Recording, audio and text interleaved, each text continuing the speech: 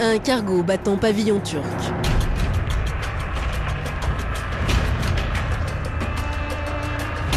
Le bateau semble désert, seuls ses ustensiles témoignent de la présence d'un homme.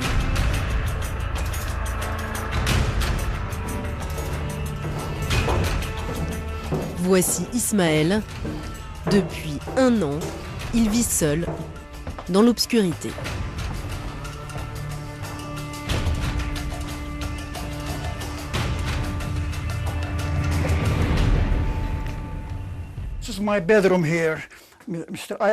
Ici, c'est ma cabine.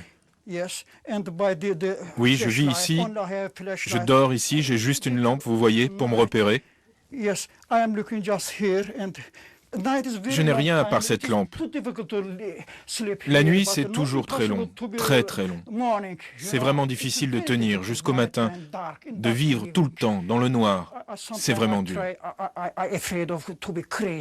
Des fois, j'ai peur de devenir fou.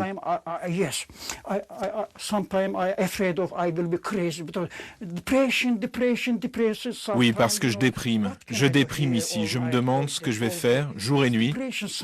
C'est dur. J'en suis même tombé malade. Quand on vient de l'extérieur, on ne voit pas ce qui peut le rattacher à ce navire, puisque pas de salaire, il n'y a pas d'électricité, il vit dans le noir, il n'y a aucune occupation. Quand on voit comment il cuisine, le peu qu'il peut cuisiner, ce ne sont pas des conditions de travail et des conditions de vie correctes, quoi.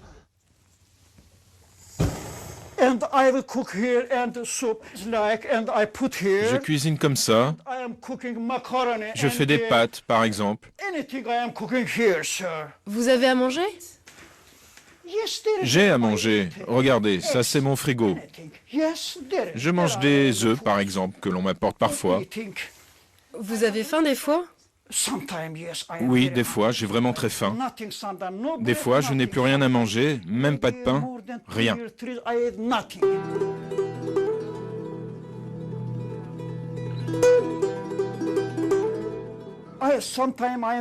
Des fois, je suis malade parce que j'ai vraiment trop faim. Vous savez, ici, personne ne vient me voir facilement. Personne ne peut rentrer en contact avec moi. Et je ne peux rentrer en contact avec personne.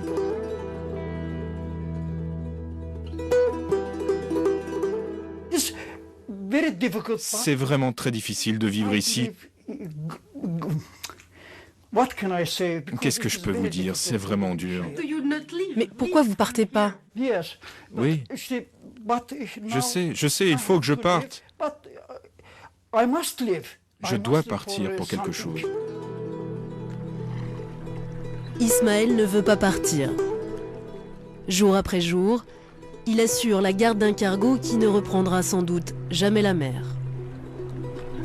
Il s'accroche à l'illusion d'être payé un jour et tient sur des feuilles volantes un journal de bord qui ne sert plus à rien. La solitude et l'ennui ont altéré le discernement de cet homme de 54 ans. Venez.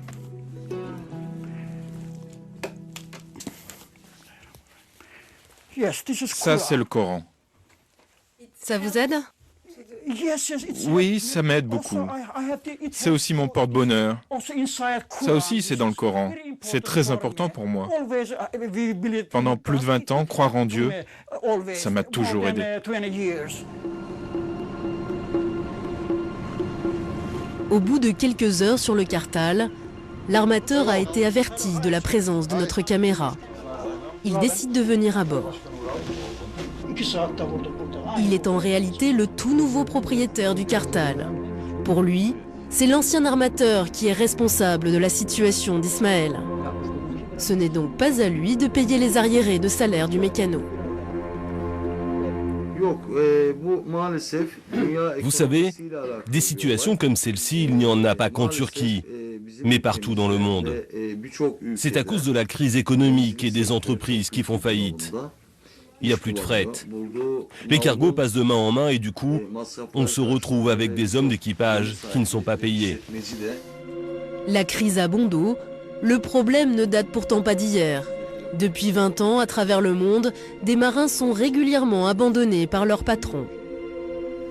Je voudrais vous dire quelque chose. L'hiver arrive. L'année dernière, j'ai vraiment souffert du froid. Des gens sont même venus sur le bateau, ils n'ont pas pu tenir tellement ils étaient frigorifiés. L'hiver dernier, sur le Bosphore, 3 marins dans la même situation qu'Ismaël sont morts de froid.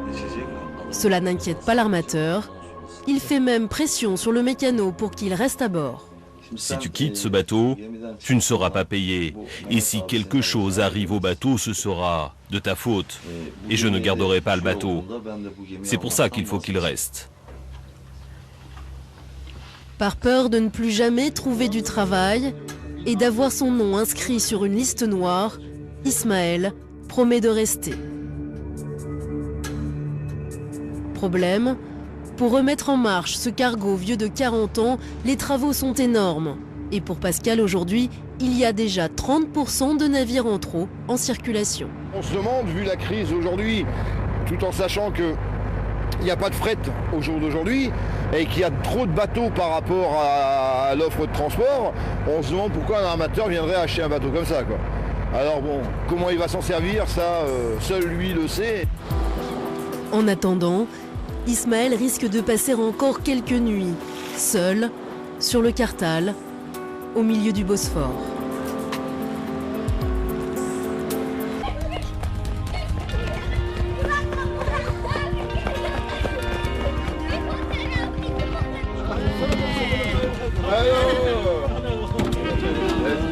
Bienvenue, bienvenue, je suis vraiment content de vous voir. Bienvenue.